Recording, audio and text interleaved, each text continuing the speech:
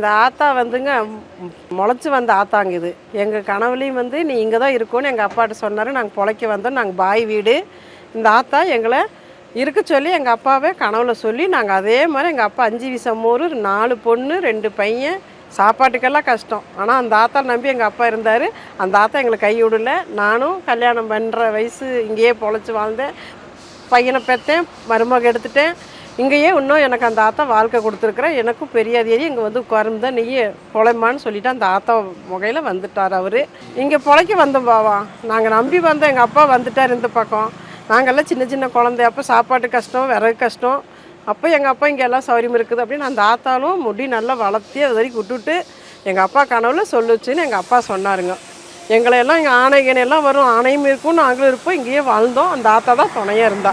அந்த ஆத்தா சக்தி உள்ள ஆத்தாங்க உண்மையிலுமே. மஹபூப் ஜான் என் பேர். எங்கள் அப்பா இப்ராஹிம், நான் மஹபூப் ஜான். 4 பொண்ணு 2 பையன். இங்கேயே 5 வீசா மோர் விற்று எங்கள் அப்பா பொழைக்க வச்சாருங்க.